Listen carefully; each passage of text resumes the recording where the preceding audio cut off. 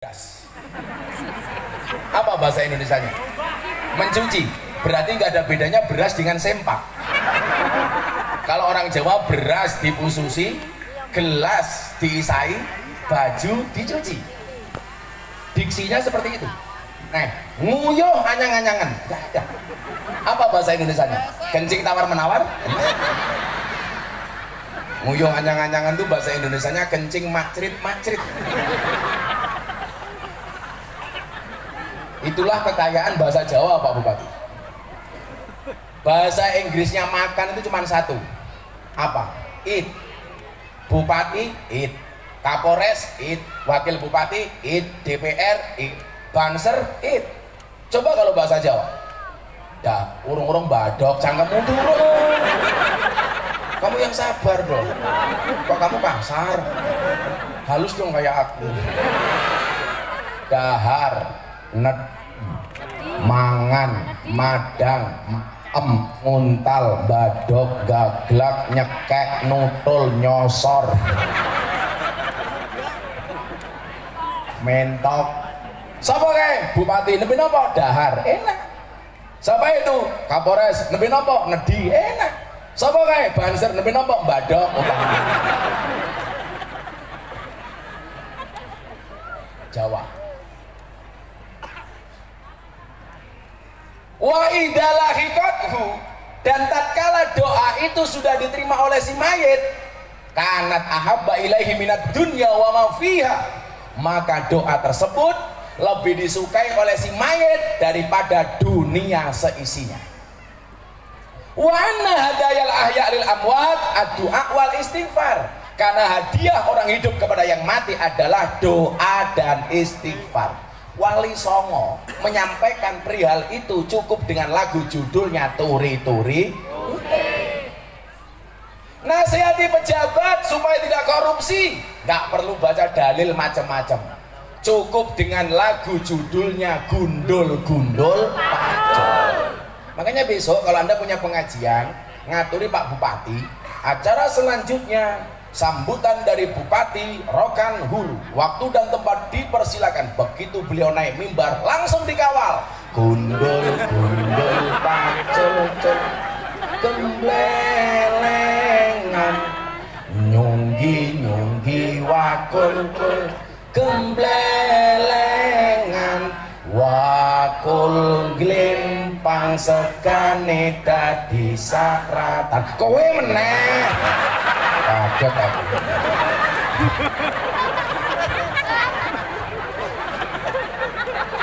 Lagi fokus mak tunyuk lah kaget.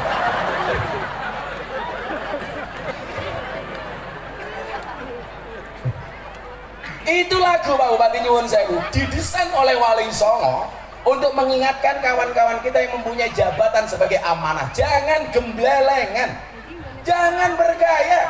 Karena kalau Anda gemblelengan, wakul gelempang, segane jadi saratan.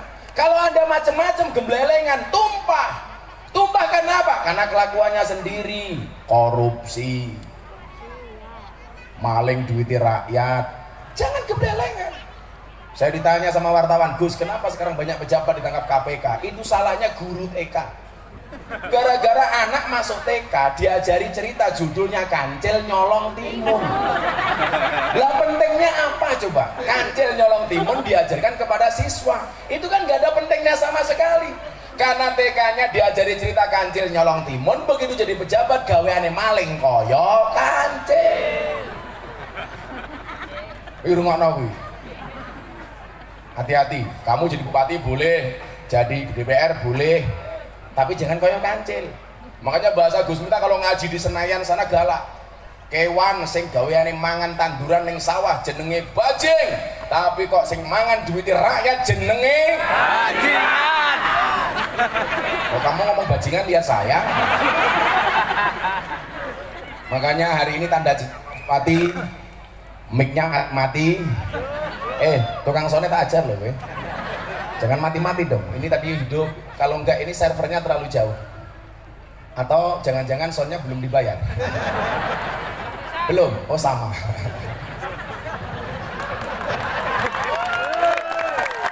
Cek.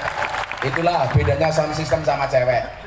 Sound system diragati oke, kita wujute. Cewek diragati oke, dipek kancane ya.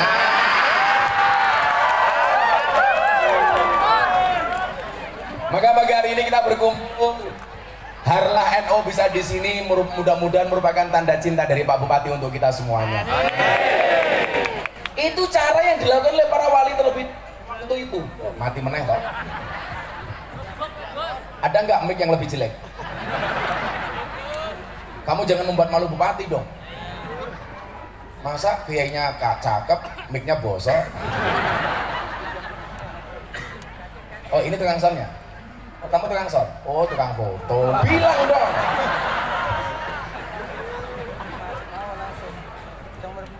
Cek, kalau enggak servernya terlalu jauh mas. Atau dibalik wis. Aku ngeson, kamu ngaji di sini. Apa bu? Buka kacamata. Apa hubungannya manusia dengan mata itu?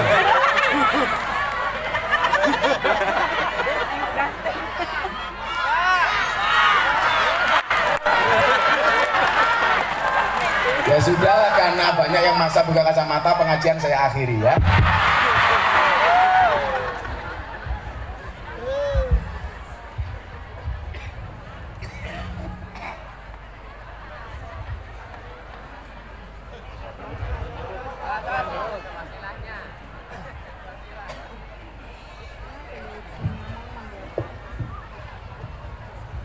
Masuk mic nganggo kondom.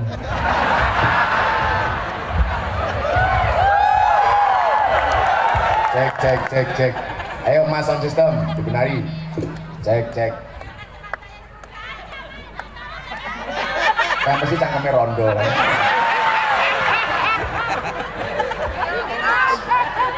Kopi dulu. Ibu-ibu muslimat tahu nggak kenapa kopi itu pahit? Karena manisnya kamu habiskan. Tapi bohong. Shallu ala Nabi Muhammad. Jadi begitu cerdasnya untayan-untayan syair yang dikemas melalui budaya untuk menerjemahkan ajaran agama. Dan ini merupakan tantangan bagi Nahdliyin hari ini. Bagaimana kemudian kemurnian ajaran Islam bisa diterima oleh masyarakat dengan cara-cara yang simpel. Maka kalau tadi di zaman Nabi bil lisan, kemudian di zaman sahabat bil kolam, di zaman Wali Songo bisakofa atau budaya, hari ini dakwah kembali berkembang menggunakan metodologi namanya apa? Dakwah bil medsos. Bagaimana ajaran agama bisa sekian cepat diterima oleh masyarakat? Makanya kita kemas yang menarik. Kalau Wali Songo jelas budayanya nggak perlu diragukan. Walaupun hari ini banyak lagu-lagu Wali Songo yang sudah tidak dihafalkan, kalah sama lagunya orang-orang TK. Saya banyak lagu anak-anak TK itu yang nggak setuju Pak Bupati. Contoh itu, po ame-ame, belalang kupu-kupu, siang makan nasi, kalau malam minum susu. Sampai hari ini akal saya belum bisa menerima. Sejak kapan belalang itu kalau siang makan nasi, malam minum susu? Lagian kalau lagu ini dinyanyikan sama anak kecil, Bu Bupati, itu salah. Yang siang makan nasi malam minum susu itu anaknya atau bapaknya?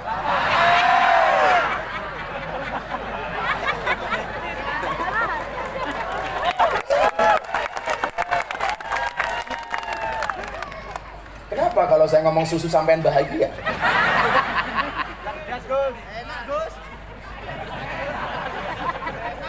Memang sih, cowok itu pada dasarnya seperti soda.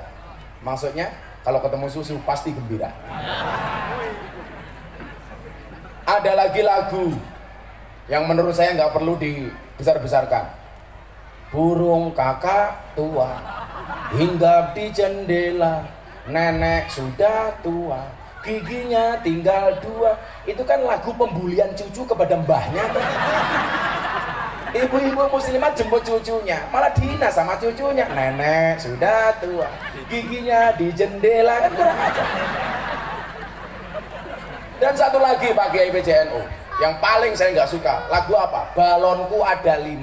Ini penghinaan terhadap Nahdlatul Ulama. Bagaimana enggak? Balonku ada 5, rupa-rupa warnanya, hijau kuning kelabu, merah muda dan biru, meletus balon hijau. Nah, pertanyaan saya, kenapa yang meletus harus balon hijau? Kan masih ada warna merah, warna kuning, warna hijau, warna biru, warna ungu. Kenapa yang meletus balon hijau? Gara-gara yang meletus balon hijau, orang NU disuruh akur itu susah. Kenapa? Mergo balon yang meledos.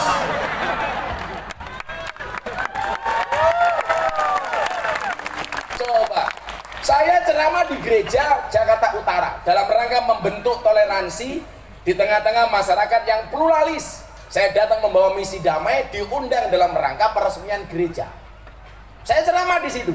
Publik luar negeri memberikan acungan jempol kepada saya. Bahkan saya diundang oleh wali kota Los Angeles, Amerika untuk berbicara toleransi.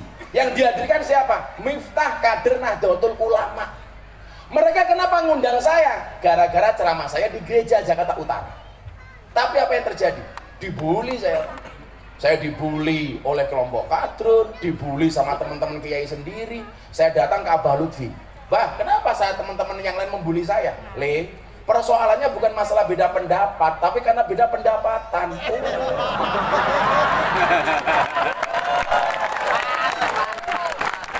Persoalannya bukan masalah nasab. Saya dipermasalahkan Miftah itu nasabnya siapa? Bukan masalah nasab, tapi masalah nasib.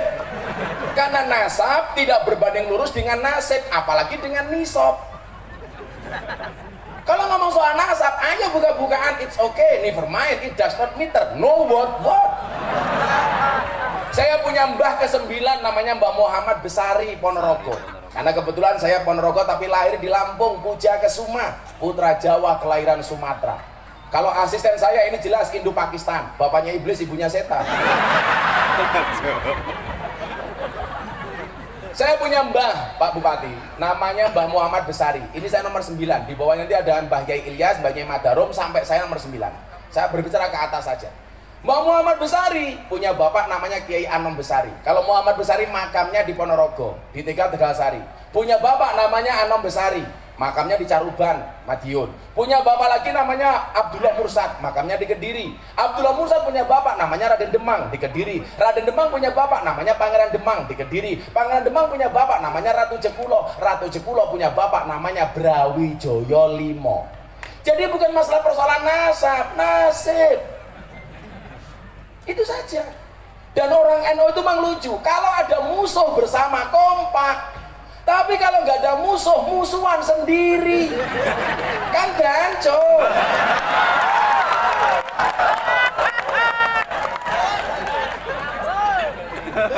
Aku tahu kamu nunggu kalimat itu dari mulutku. Masuk, Michael. Lagi mbahmu lagi.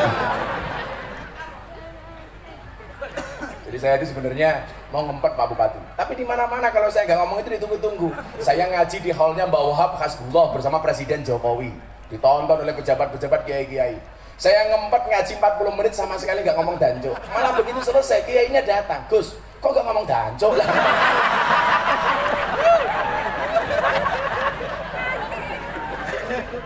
Karena saya paham danco itu apa. Tahun 2018 saya ke Belanda di Amsterdam, ke museum di Belanda. Danco itu seorang tokoh di Belanda namanya Danko. Ada yang namanya Jancok. Ketokohan ini diabadikan jadi nama tank. Tanknya ini kecil, jadi bisa masuk ke jalan-jalan sempit yang ada di Surabaya. Lah kalau tanknya ini masuk ada tulisan itu, orang Surabaya teriak-teriak, Danco, Danco, Danco. Karena mau ngomong Danko susah. Kok Gus Miftah kalau ngomong Danco fasih? Lah saya tahu tajwid kok. Jadi makhorijul hurufnya pas. Panjang pendeknya pas. Apalagi kalau bacanya pakai kol-kola. Danco kok kan. Pengalaman. Angel. Pak Bupati ini ya iso miso. Kan orang seperti banyak Lampung juga kayak saya. Cuman beda nasib saja. Semoga Pak Bupati panjang umur lah. Amin. Jadi orang sedunia mati, Pak Bupati hidup sendiri.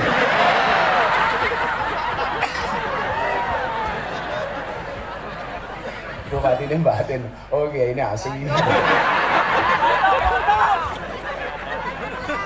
Potong honorer. Potong matamu. Orang jahat orang jelas kok dipotong.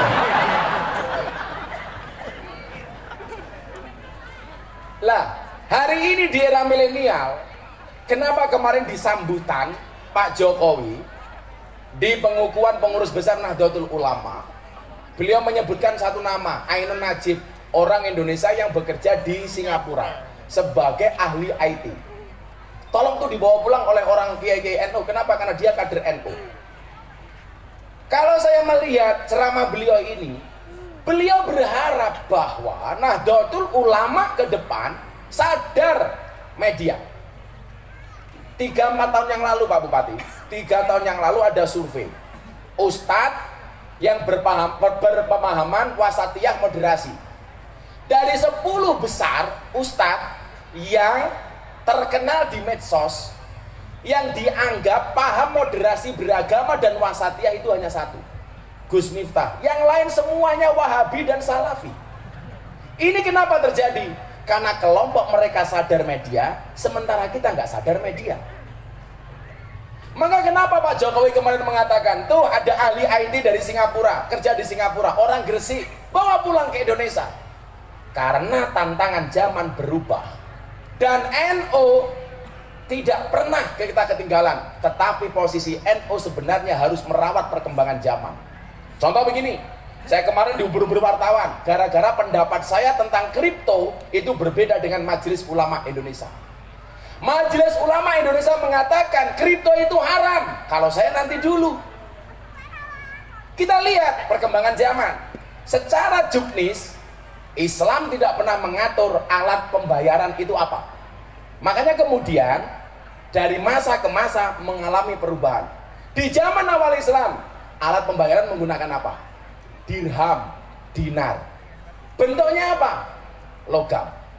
Antara nilai dengan materinya itu sama.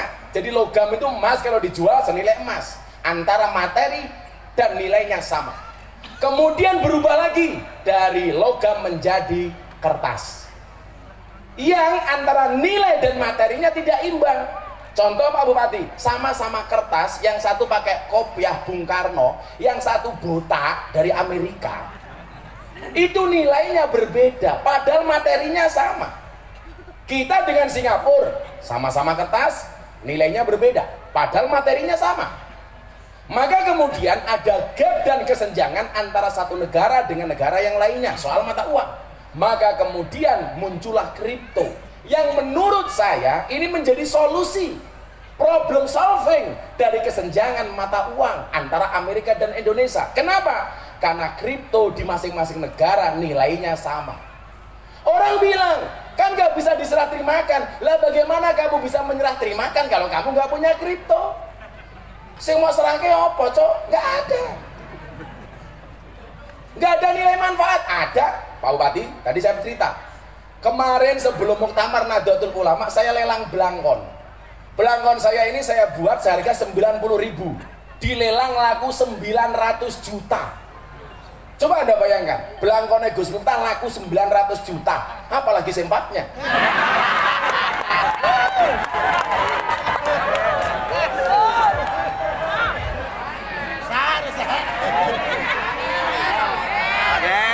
Udah kurang ajar tuh ibu-ibu muslimat. Apalagi isinya. Emangnya aku cowok apaan? Dan Pak Bupati, belangkon saya itu dibeli dengan menggunakan kripto. Kalau kemudian ada pendapat yang mengatakan, oh kripto itu boleh untuk komoditi, tapi nggak boleh untuk alat tukar. Kemarin yang punya kripto beli belangkon saya, sebelum beli kriptonya di-cashkan dulu melalui mekanisme wallet, ditransfer ke wallet, kemudian ditukarkan menjadi rupiah. Baru untuk bayar belangkon saya 900 juta. Saya sumbangkan untuk Muktamar Nahdlatul Ulama di Lampung. Karena kemarin sebelum berangkat ke sini Pak Bupati, saya dapat 3 penghargaan dari LEPRIT, Lembaga Prestasi Indonesia dan Dunia. Yang pertama, Blangkon paling mahal sedunia 900 juta. Anak-anak Banjar, ibu-ibu muslimat, fatayat, ingat ya, kulla syai'in idza kasura rahusa ilal adab. Segala sesuatu kalau banyak pasti murah kecuali adab. Maka kalau kamu pengen menjadi mahal gampang, jadilah yang sedikit. Kiai banyak yang pakai belangkon jarang, maka mahal. Kiai banyak tapi yang mau ngaji di lokalisasi jarang, hanya Gus Miftah. Berarti Gus Miftah termasuk barang langka. Kalau langka Gus Miftah antik, kalau antik Gus Miftah harganya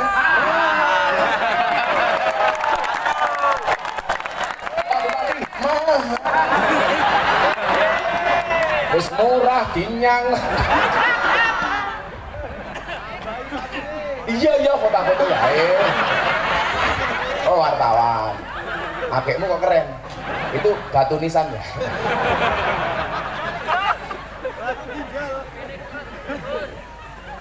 Nah, saya pengen ke depan ini NU ketika berbicara intelektualitas, bagaimana kemudian Islam ini bisa diterima secara asik dan menyenangkan. Kalau posisi beragamanya jelas, wa kadzalika ja'alnakum ummatan wasaton, bahwa orang NU itu harus mempunyai paham wasatiyah, moderasi, tidak boleh kaku, nggak boleh ekstrim kanan, nggak boleh ekstrim kiri. Posisi kita di mana? Tengah-tengah, namanya wasatiyah. Baik di dalam beragama maupun berbangsa. Dari tadi saya tengok belum datang kipasnya.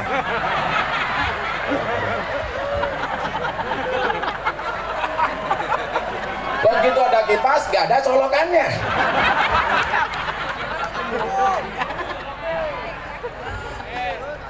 Kan aku sumuk.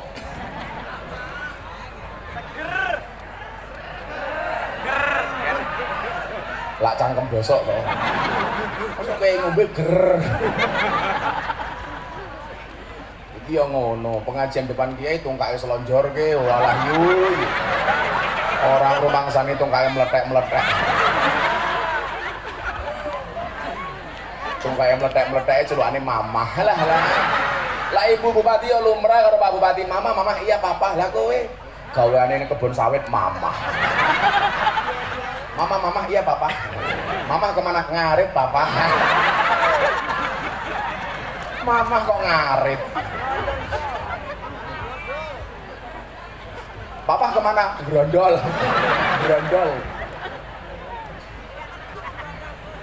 Jadi apa?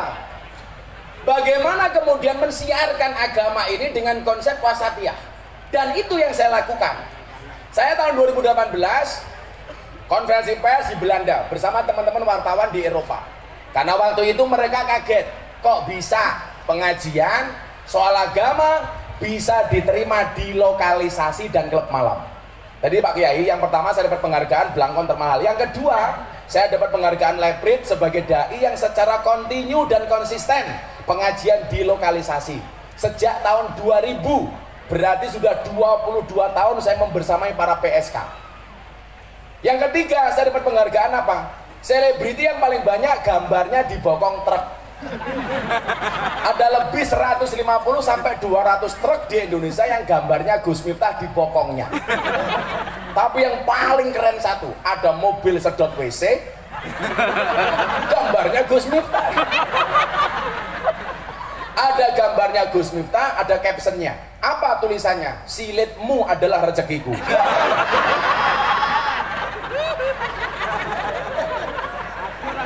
Jadi nggak ada Pak Bupati artis atau selebriti di Indonesia yang gambarnya lebih banyak dibandingkan saya yang dilukis di bokong truk. Ada umpamanya ngomong soal pasangan suami istri, di situ gambarnya Gus Miftah. Quote-nya apa? Pasangan terbaik bukan yang datang dengan segala kelebihannya, tetapi yang tidak meninggalkan kita dengan segala kekurangannya. Amalan NU dihina, bid'ah, sesat, dan lain sebagainya. Maulid Nabi bid'ah, tahlilan sesat. Saya buat. Di situ ada truk gambarnya Gus Miftah, ada captionnya. Cukup Rogib dan Atib yang menilai amalku, cangkemmu ra usah melu.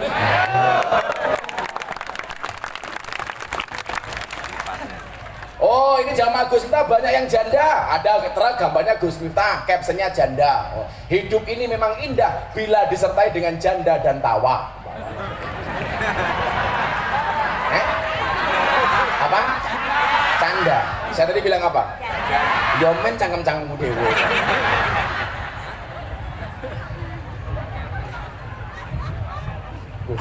Rondong gini telat ya. Hah? Kacamata meneh.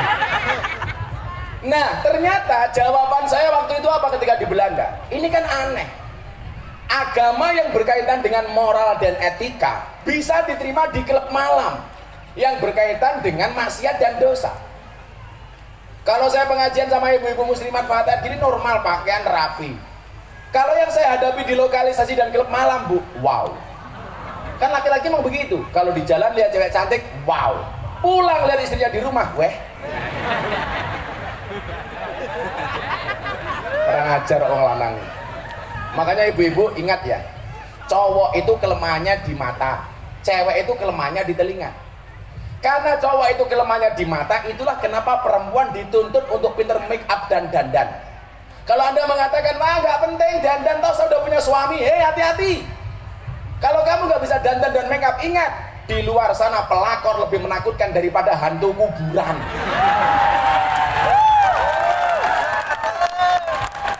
Tapi saya protes, sinetron layangan putus. Gara-gara sinetron itu semua laki-laki dicurigai sama istrinya. Pak Bupati ingat ya, perempuan itu kalau disakiti nggak pernah lupa, tapi kalau menyakiti nggak pernah ingat. Itulah perempuan.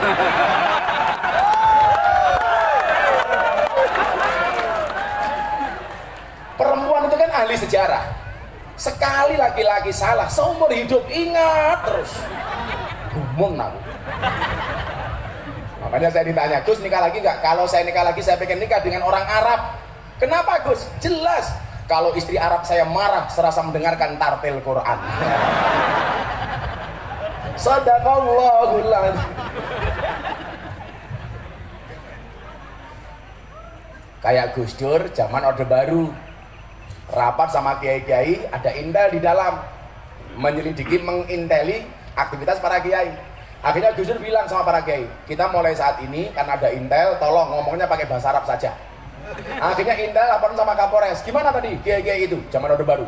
Oh nggak apa-apa kok Pak Kapolres, kenapa? Mereka hanya saling mendoakan. Goblok.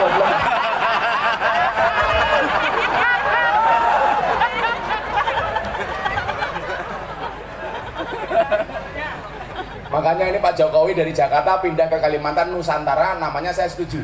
Karena Nusantara itu kepanjangannya adalah NU, santri, polisi, dan tentara. Ya, sebelum saya lanjutkan selawatan dulu yuk. Walaupun suara saya berat, gak enak.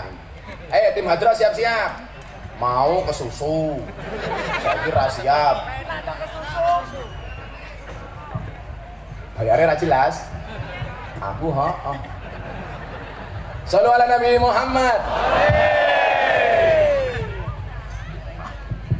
Teriak yang kencang. Yang selawatnya kencang, saya doakan semuanya masuk surga. Bahasa Nono Kipas oke banget.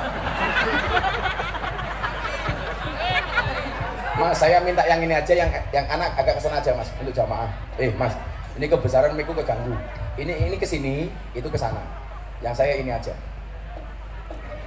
Atau diwale Mas? Aku pegang kipas, kan pegang mic sini.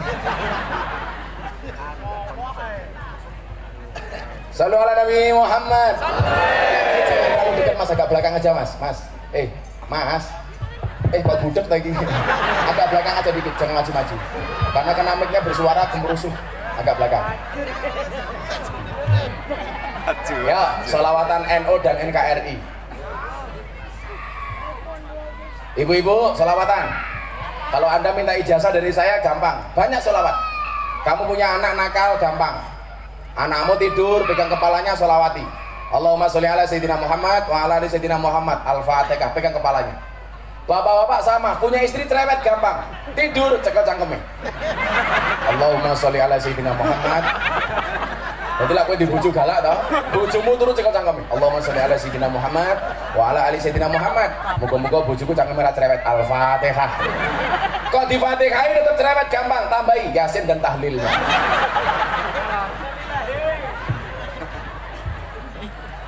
Shallu ala Nabi Muhammad. Sholli wa sallim daiman ala mada. Sholli iman wal ali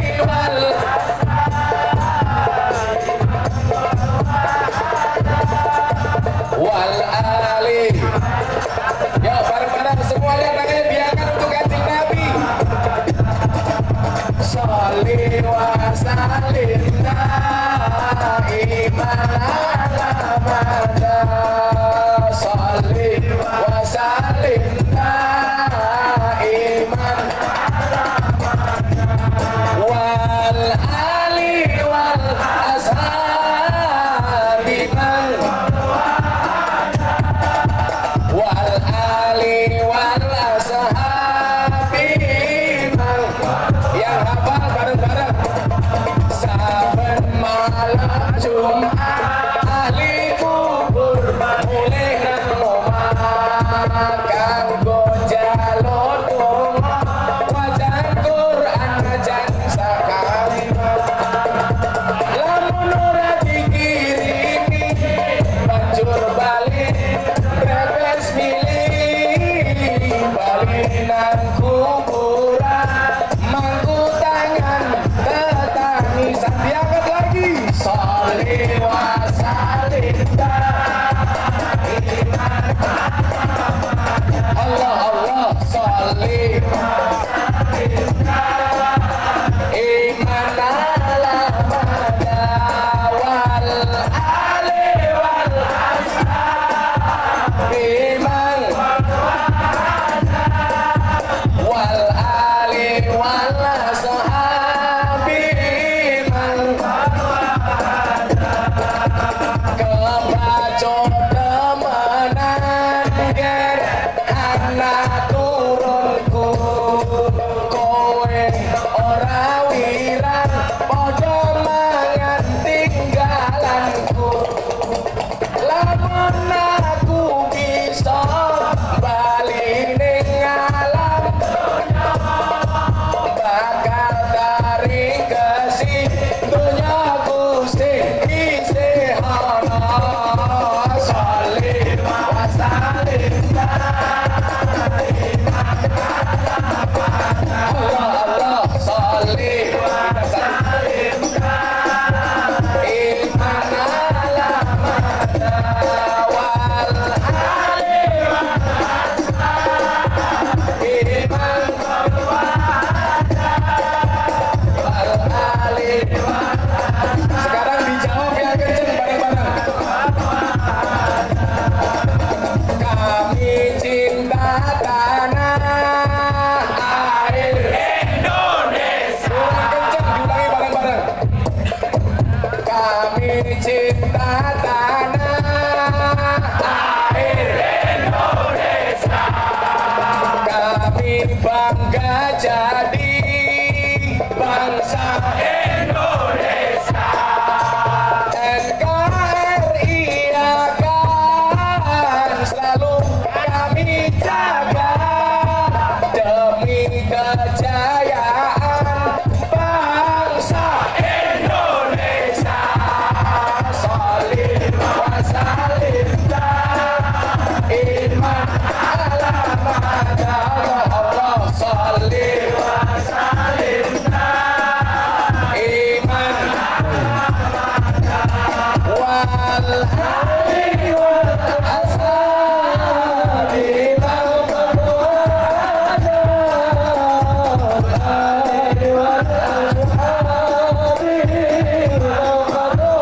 Hadirannya berhenti. Jawabannya kencang.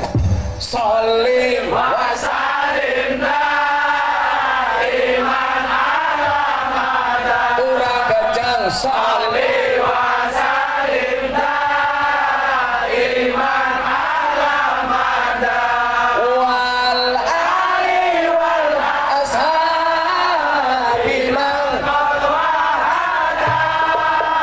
wal ali wal ashabi man.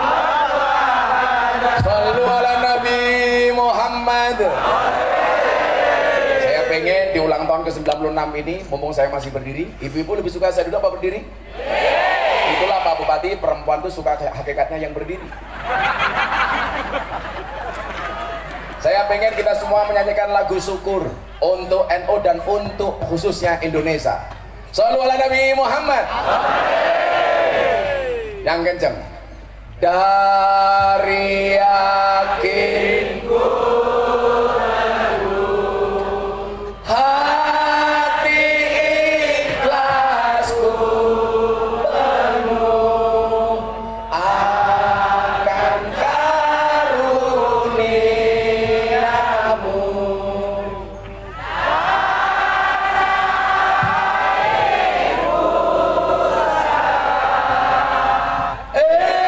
Indonesia merdeka, syukur aku sembahkan kehadiratmu.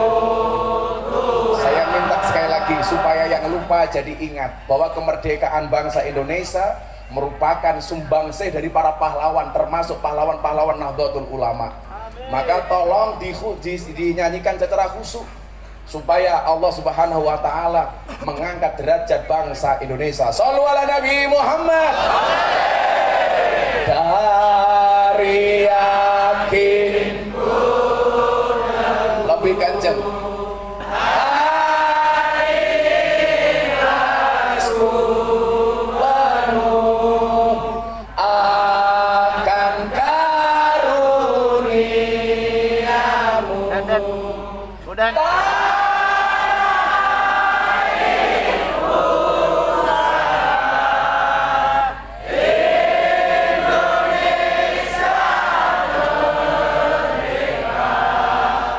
Syukur aku sembahkan kehadiratmu Tuhan. Shallu ala Nabi Muhammad. Merdeka. Alhamdulillah. Duduk lagi ya Bu. Kacamata. Sengit apa?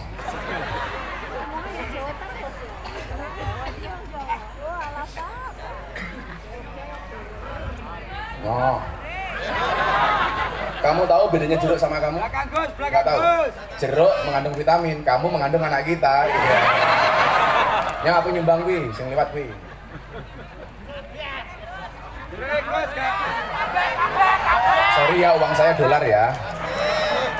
Nah, tak sumbang $200.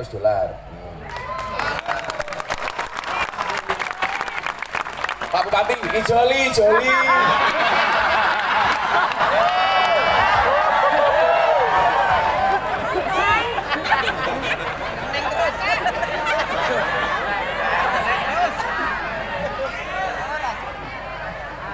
Jadi Kapolresnya modar.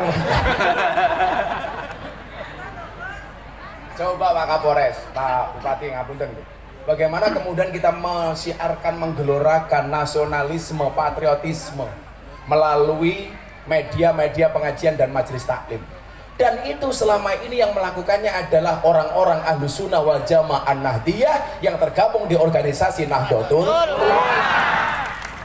Makanya saya nitip Pak Bupati untuk sahabat-sahabat saya pengurus PCNU di sini, bila perlu dikasih dana hibah yang banyak dari APBD.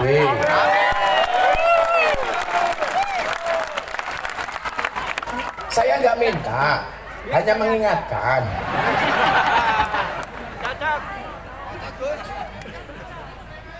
Ya kan alon-alon, katanya ngaji alon.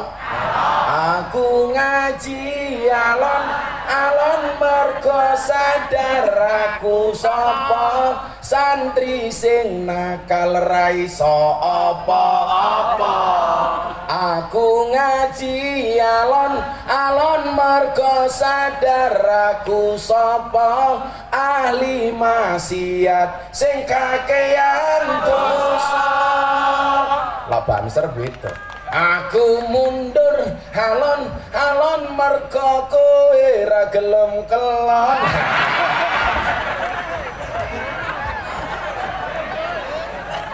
Elah. Kita teruskan konsep wasatiyah. Pak Kapolres izin sampai jam berapa? Jam 12 ya? Terima kasih. Kurang jawab jam 12. Sekarang jam 12 kurang 10, berarti 10 menit lagi Pak Kapolres. Terima kasih. Dari Kapolres bukan saya. Bener Pak? Ya itu loh.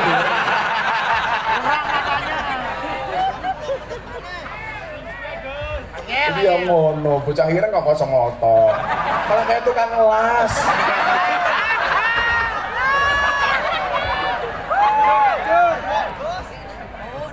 Kita bahas konsep wasatiyah. Wa kadzalika ja'alnakum ummatan wasaton. Atau dalam bahasa lain kita mengenal hadis khairul umuri awsatuha. Islamnya Nahdlatul Ulama itu berada di tengah-tengah.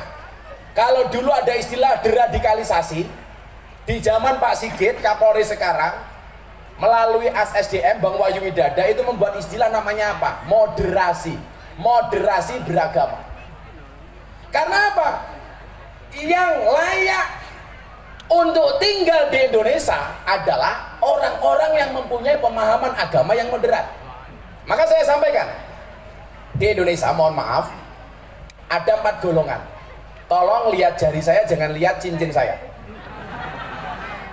Pamer mbahmu, pamer, copot-copot, sim. Malah muka-muka lali. Pakai lagi.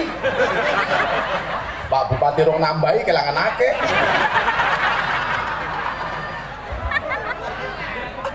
Segepok kelang ya.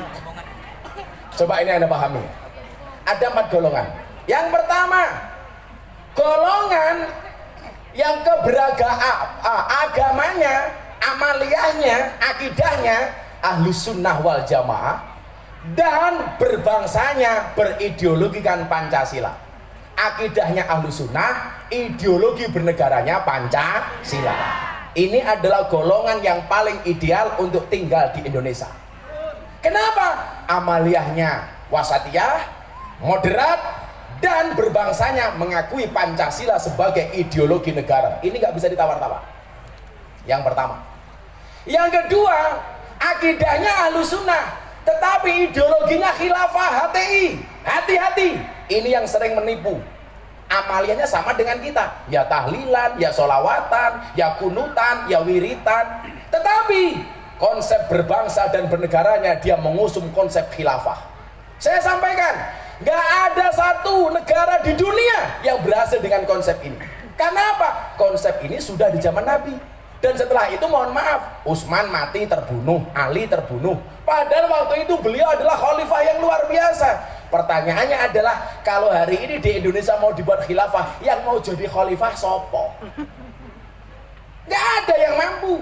Dulu zaman Utsman, Ali, khalifahnya terbaik, umatnya terbaik, itu pun khalifahnya mati dibunuh. Apalagi sekarang. Maka Kiai Ma'ruf mengatakan khilafah bukan ditolak, tapi secara otomatis tertolak.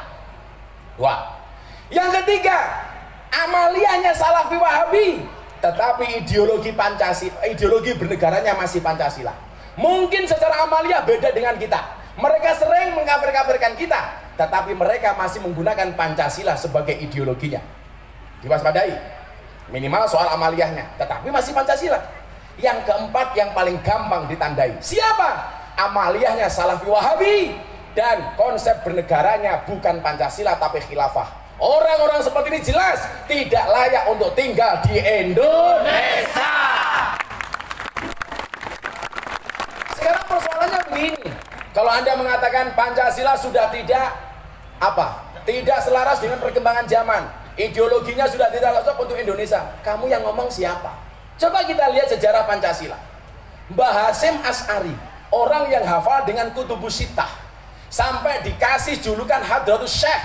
Ketika konsep Pancasila disampaikan kepada beliau, Mbah Hasyim Asy'ari sebagai pendiri Nahdlatul Ulama mengatakan, ini cocok sebagai ideologi.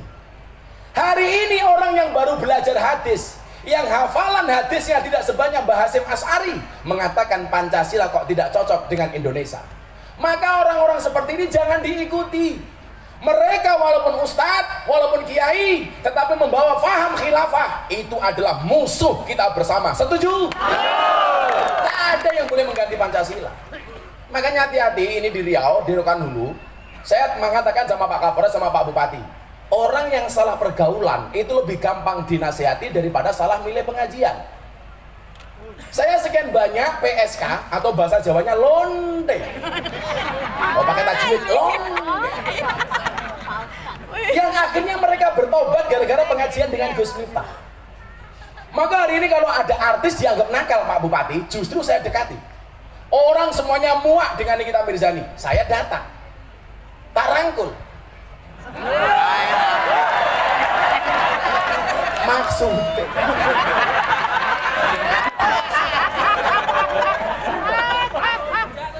dolanmu kurang adoh, koncomu kurang oke, turumu kurang bengi, kopimu kurang panas.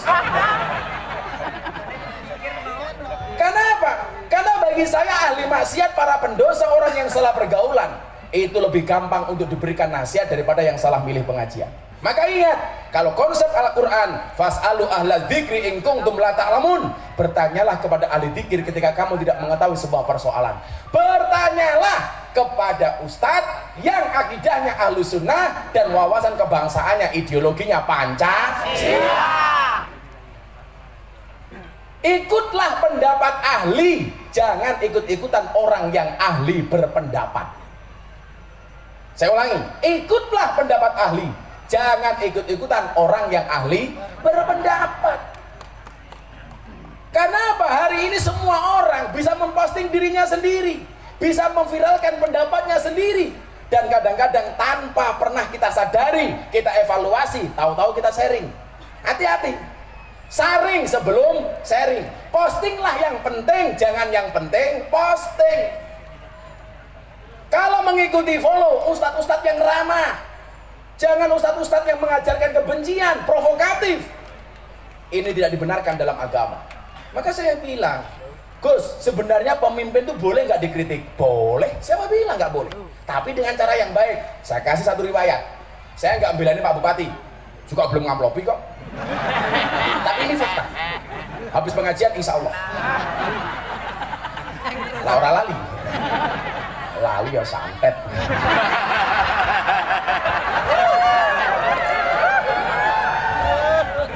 Jadi gini, boleh nggak ngeritik pemimpin? Kita lihat. Ada khalifah besar, namanya Harun Ar-Rasyid. Ini presiden besar. Harun Ar-Rasyid ini mohon maaf, satu ketika didatangi oleh ulama yang kasar, Pak Bupati. Dia mengatakan kepada Harun Ar-Rasyid, ini nasihun lak, hei presiden, saya pengen menasihati anda. Famusa didun alaika, tapi mohon maaf, nasihat saya sangat keras, kolak pokoknya, serem. Tidak teriak takbir, orang seperti itu pokoknya. Kalau kita orang NU nggak usah gitu-gitulah, jangan jual murah takbir. Kalau dulu zaman perjuangan ada kacang di asma sama kiai, takbir Allahu Akbar, lempar jadi granat. Sekarang takbir nutup rumah makan, ya Allah. Gak penting, jadi nggak usah teriak takbir kalau nggak kepepet. Itu bahasa yang mahal, kalimat yang sangat tinggi. Maka saya nggak suka teriak takbir, paling cuma solo ala Nabi Muhammad. Daripada takbir mendingan saya teriak traktir, nah itu malah bagus. Pak Bupati, traktir. Tambahi. Bukan kok saya benci takbir, tapi kalimat itu jangan untuk sembrono. Saya di Jogja, tahu-tahu di jalan arah ke Solo, takbir, Allahu Akbar, ganti Pancasila dengan khilafah, Allahu Akbar. Langsung mobil saya buka, saya jawab, Sami Allahu liman hamidah. Masuk supirku jawab, Robbana walakal hamd. Kayak mau sholat. Saya akan menasihati anda presiden, tapi nasihat saya sangat keras. Fala tajidanna fi nafsika alayya sayan. Tolong anda jangan marah. Apa jawaban Presiden Harun Ar-Rasyid? Inna Allah Ta'ala, sesungguhnya Allah qad arsala man huwa khairu minka. Dia pernah mengutus orang yang lebih baik dibandingkan anda. Siapa? Harun dan Musa. Ilaman huwa sarru minni, kepada orang yang lebih jelek dibandingkan saya. Siapa? Fir'aun. Dan anda tahu Allah mengatakan kepada Harun dan Musa bagaimana menasihati Fir'aun. Faqula lahu qaulan layyina. Musa, Harun, kamu nasihati Fir'aun dengan bahasa yang lembut. Ini Fir'aun dinasihati Musa dan Harun, perintah Allah menggunakan kalimat yang lembut. Pertanyaan saya, kalau Anda ngomong kasar dengan presiden kita, dengan Pak Jokowi, dengan Pak Kiai Ma'ruf Amin, pertanyaan saya adalah, apa Pak Jokowi dan Kiai Ma'ruf itu lebih hina dibandingkan Fir'aun? Kalau Anda ngomong kasar sama presiden, pertanyaan saya, kalau bangsa ini tidak bangga dengan pemimpinnya, bagaimana dengan bangsa lain? Ini Fir'aun yang jelas-jelas kafir, dingon. Nggak boleh kita ngomong kasar dengan dia. Musa Harun dilarang. Faqula lahu qawlan layyina. Musa Harun, kamu ngomong yang baik, yang halus. Saya nggak tega ketika orang kemudian mencaci maki presidennya dengan penuh kebencian seperti itu. Bahkan dulu bunuh Jokowi, lah kamu siapa? Begitu ditangkap polisi, khilaf matamu. Tahu-tahu ada berita di media apa? Polisi telah mengkriminalisasi ulama. Itu bukan kriminalisasi ulama, tapi proses hukum terhadap ulama yang kriminal. Bedakan antara proses hukum dengan kriminalitas. Kan itu Habib, Gus. Yang namanya proses hukum itu bisa diberlakukan kepada siapapun, Mbah Habib, Kiai, Ustadz, Bupati, semuanya. Kalau dia salah ya diproses hukum. Pertanyaannya adalah, benar nggak ini kriminalisasi ulama, atau ulama yang berbuat kriminal, atau kriminal yang diulamakan? Saya nggak setuju kalau orang berbuat salah walaupun dia Kiai Habib ditangkap kok kriminalisasi. Bukan, proses hukum terhadap ulama yang kriminal. Kriminalisasi ulama itu kalau ngundang kiai jauh-jauh dari Jogja nggak diamplopi. Nah itu kriminalisasi. Itu melanggar KUHP pasal 378, penipuan. Dikasih kok Gus, tapi isinya cuma sedikit. Pasalnya beda lagi, 352, perbuatan tidak menyenangkan.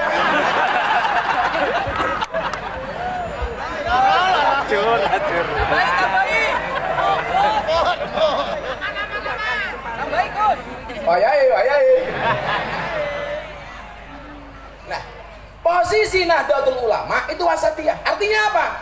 Pemimpin bagus kita dukung full, kalau salah kita kritisi dengan cara yang ma'ruf. Wa tawasau bil haq, wa tawasau bis sabr. Persoalannya di Indonesia adalah orang itu kalau sudah benci, sebaik apapun prestasi pemerintah tetap dicaci maki. Contoh, soal ibu kota negara. Begitu diteken sama Jokowi, dipindah ke Kalimantan. Di parlemen kalah, mereka membuat parlemen jalanan. Yang jadi apa? Permusuhan, provokatif, membuat onar. Justru membuat ketersinggungan kawan-kawan kita yang ada di Kalimantan. Dengan mengatakan Kalimantan tempat pembuangan jin, setan, demit, gendruwo. Ini kan bahasa yang sama sekali tidak dibenarkan oleh agama. Kalau saya santai, Gus, ibu kota pindah ke Kalimantan, saya bilang tidak masalah ibu kota kembali, tidak masalah ibu kota pindah ke Kalimantan, asalkan kamu tidak kembali ke hati mantan. Ya.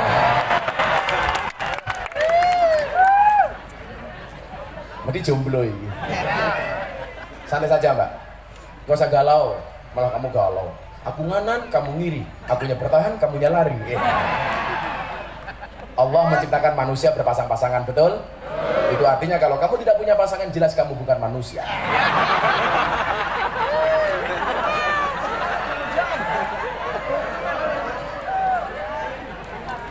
Wahai para jomblo, ingatlah, jangan sekali-kali kamu mati dalam keadaan jomblo. Kenapa? Karena Dajjal itu statusnya jomblo. Artinya kalau kamu mati dalam keadaan jomblo, saya curiga, jangan-jangan kamu cucunya Dajjal.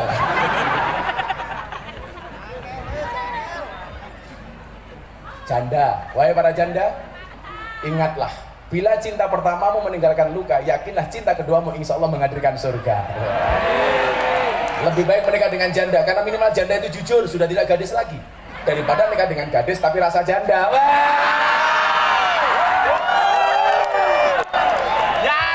Kata Pak Kapolres, janda kalau nikah dengan janda itu tidak ada malam pertama, tapi adanya malam terusan. Ya Allah, jangan kayak. Winter nangkap ya, mesti mantan copet ya. Contoh begini, cara orang Eno nasihati pemimpin kayak Pak Bupati. Coba dulu kita punya lagu.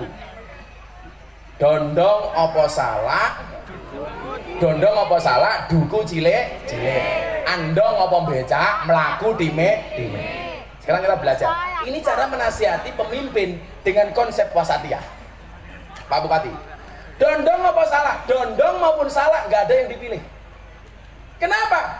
Karena dondong itu tidak ada kesesuaian antara luar dan dalamnya. Jobone halus, dalamnya terceromot.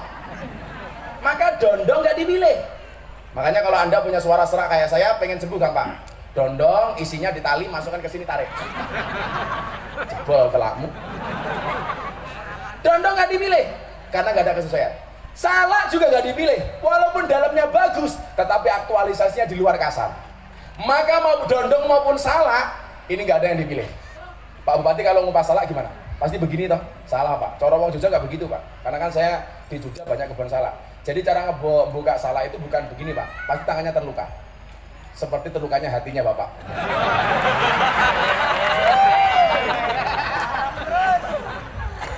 Cara ngupas salah yang benar, bukan begini Bu, tapi ditekan. Bukan acur, goblok lah. Kamu goblok. Diajari malah hacur. Emangnya hatimu?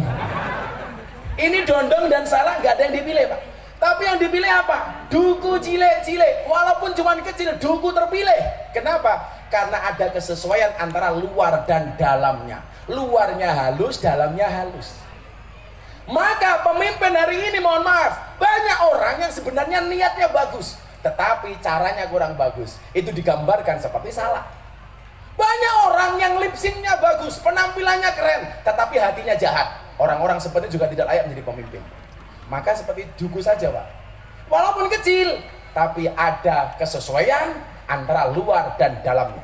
Ini tidak Tony Boster, waton muni dobose banter. Becak tanpa pir, waton jeplak tanpa mikir. Ban becak tanpa pelek, waton jeplak ra nganggo utek. Gajah diblangkoni, ora sedeng.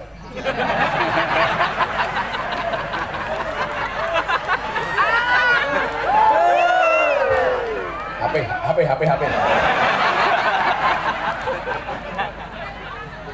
Kemudian apa? Andong apa becak? Baik andong maupun becak gak ada yang dipilih. Andong merugikan. Siapa yang dirugikan? Jaran, kudanya. Makanya tukang andong itu kurang ajar. Kenapa? Kudanya dikasih kacamata. Supaya apa? Kalau yang naik andong bayar supaya nggak dilihat oleh kudanya.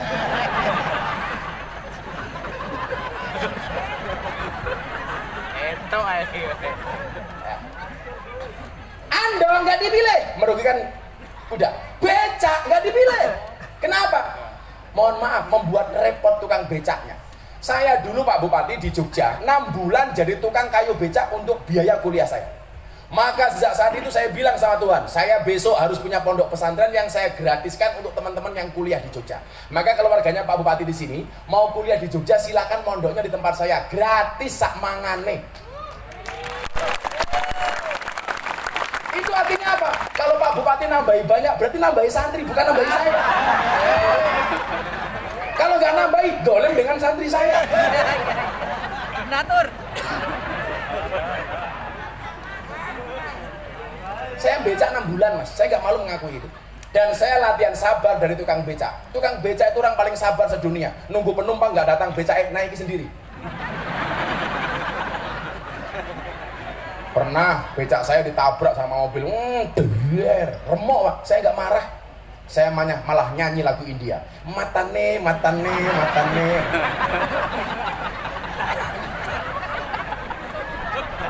Profesi Pak Bupati yang paling saya sukai profesi tukang becak. Yang paling saya benci wasit sepak bola. Wah, di Indonesia itu sekarang kepada pemerintah itu banyak yang seperti wasit sepak bola. Apa itu? Lari ke sana kemari mencari kesalahan orang lain. Wasit sepak bola. Ada lagi yang satu saya jengkel, apa? Wasit tinju. Itu di Indonesia juga banyak sekarang profesinya seperti wasit tinju. Apa itu Bu? Rangkulan, dipisah, tonjok-tonjokan, dibiarkan, kan jancuk dah itu.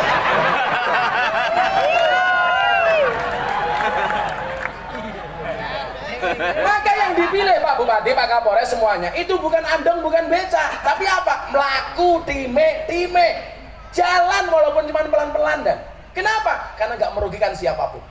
Maka kemudian kita punya konsep khairun nas anfa'uhum linnas. manusia terbaik adalah yang paling banyak manfaatnya untuk orang lain. Dan NU menyampaikannya dengan cara wasatiyah, moderat. Ayo kita buat Nahdlatul Ulama ke depan semakin lebih maju. Dengan cara apa? Cara-cara yang moderat. Karena saya menyampaikan Islam dengan cara moderat, banyak orang yang masuk Islam melalui saya. Deddy Corbuzier sudah bertahun-tahun belajar Islam, gak pernah mantep. Ketemu saya 8 bulan, mantep masuk Islam. DJ Katy Butterfly dari Thailand. Dulu Bu kalau nge-DJ manggung, Masya Allah, pakai celana pendek, sampai di sini cuma sempangan tok, pakai behanan tok. Gus Miftah nonton? Oh.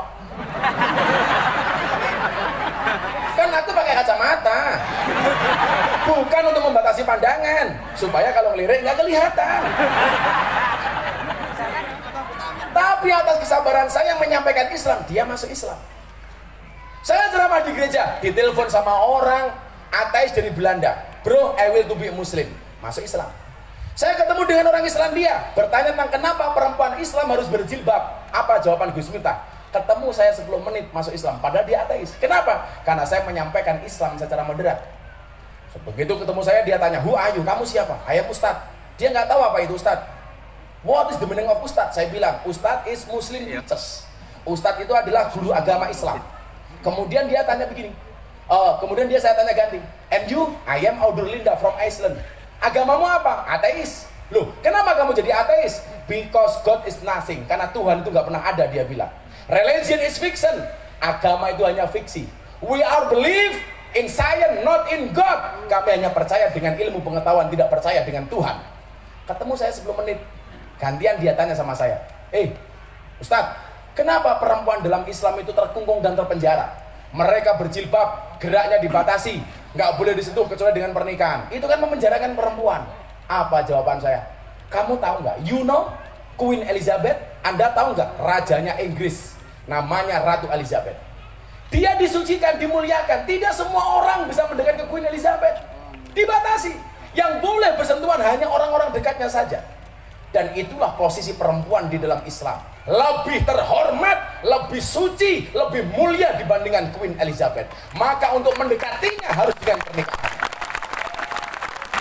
Saya bilang begini, justru bukan kami memenjarakan mereka, tapi dalam rangka kami memuliakan mereka. Maka mbak-mbak, kalau ada cowok suka sama kamu, katakan sama cowokmu, Mas, kalau kamu mencintaiku, lakukan satu di antara dua. Halalkan atau tinggalkan. Tahu bulat digoreng dadaan cuwil iki regane 500-an kok. Mosok nakmu gede rasane enak model gratisan.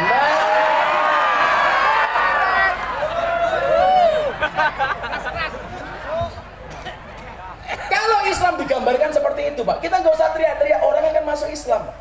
Saya itu hampir tiap hari, Pak Bupati, ada dari Australia, terbang dari Canberra ke Indonesia, hanya ketemu saya, pengen diislamkan. Ketika saya tanya, kenapa kamu pengen masuk Islam melalui saya? Because your Islam is enjoy, relax, happy. Karena Islam Anda menyenangkan. Akhirnya saya Islamkan, Bu. Namanya Antonio Scott Dory dari Canberra, Australia. Malah kayak Iwak atau Dory. Selesai Islam, bojo saya masak, Bu. Dimasaknya sayur bung. Lah kan disuguh macam-macam nggak doyan, dikasih sayur bung. Begitu dikasih sayur bung, dia tanya, what is this? Ini apa? Saya mbatin bung bahasa Inggrisnya apa? Akhirnya saya jawab, this is a bung. Dia tanya lagi, what is the meaning of bung? Bung itu apa? Saya jawab, bung is the young bamboo. Bung adalah bambu muda. Gitu. Saya jawab gitu, dia ngomong lagi, wow amazing, kenapa mister? Bambu muda saja enaknya kayak gini, apalagi yang tua. Ada mau berakoti, Pak. Usia 96, tentunya kita semakin matang. Bagaimana mensiarkan Islam secara menyenangkan. Bagaimana kita beragama dan berbangsa secara menyenangkan. Itulah hakikat dari lahirnya Nahdlatul Ulama. Sudah jam 2:30, pengajian dianggap selesai. Sampai duhur. Kenapa? Sampai duhur. Sampai duhur, ini udah duhur, Pak. Waktu Jogja. Hasbi Rabbi Jallallah. Cukuplah Allah yang Maha Agung sebagai penolongku. Ma fi qalbi ghairullah, tidak ada suatu pun di dalam hatiku kecuali asmamu ya Allah. Nur Muhammad sallallahu, cahaya Muhammad yang Allah berselawat kepadanya. La ilaha illallah, tidak ada Tuhan kecuali Allah. Shallu ala Nabi Muhammad. Hasbi Rabbi Jalallah ma fi qalbi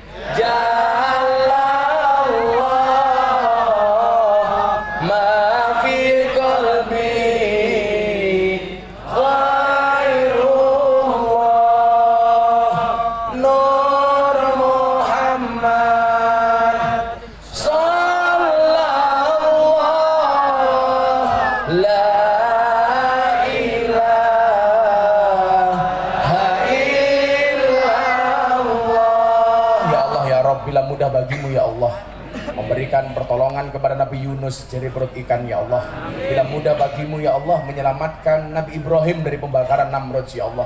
Dan bila mudah bagimu ya Allah menyelamatkan Nabi Musa dari kejaran Fir'aun ya Allah, maka kami hambamu yang beriman yakin bahwa mudah pula bagimu ya Allah untuk menghilangkan COVID-19 dari muka bumi ini ya Allah. Rahmatika ya arhamar rahimin. Allahumma rizukna istiqomah ya Allah ya Rabb. Siapapun yang hadir siang hari ini ya Allah, berikan kepada kami, anugerahkan kepada kami kehidupan yang istiqomah. Allahumma rizukna biziyadatil ilmi wa rizki wal ibadah. Anugerahkanlah kepada kami semua yang hadir ya Allah dengan bertambahnya ilmu, amal dan ibadah. Allahumma rizukna ziyaratal Makkah wal Madinah ya Allah ya Rabb. Kami rindu dengan Makkah dan Madinah ya Allah. Mudahkanlah kaki kami untuk bisa berziarah ke Makkah dan ke Madinah. Allahumma rizukna dzurriyyatan thayyibah. Anugerahkanlah kepada kami ya Allah keturunan generasi yang soleh solehah. Allahumma rizukna ahlan sakinatan mawaddatan warahmah. Anugerahkanlah kepada kami keluarga sakinah mawaddah warahmah. Allahumma rizukna bi alfi quwwah ya Allah. Kami lemah ya Allah. Anugerahkanlah kepada kami beribu-ribu kekuatan ya Allah. Allahumma rizukna bi alfi barakah ya Allah. Dunia ini penuh dengan kemaksiatan ya Allah. Anugerahkanlah kepada kami beribu-ribu keberkahan ya Allah. Allahumma rizukna bi alfi karamah ya Allah ya Rabb. Kami semua hina ya Allah. Untuk itu anugerahkanlah kepada kami beribu-ribu kemuliaan ya Allah. Allahumma rizukna min ahli sunnah wal jamaah an-nahdiyah ya Allah ya Rabb. Anugerahkanlah kami, istiqomahkanlah kami ya Allah di dalam pergerakan akidah ahli sunnah wal jamaah an-nahdiyah. Allahumma rizukna bi husnil khatimah. Dan pada akhirnya ya Allah, tatkala engkau berkenan memanggil kami ya Allah, panggillah kami dalam keadaan husnal khatimah bi qauli la ilaha illallah, la ilaha illallah, bareng-bareng la ilaha illallah,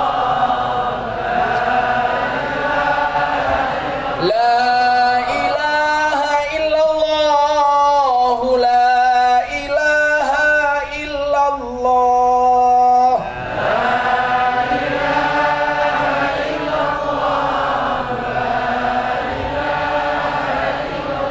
la ilaha illallah. Sayyiduna Muhammadur Rasulullah.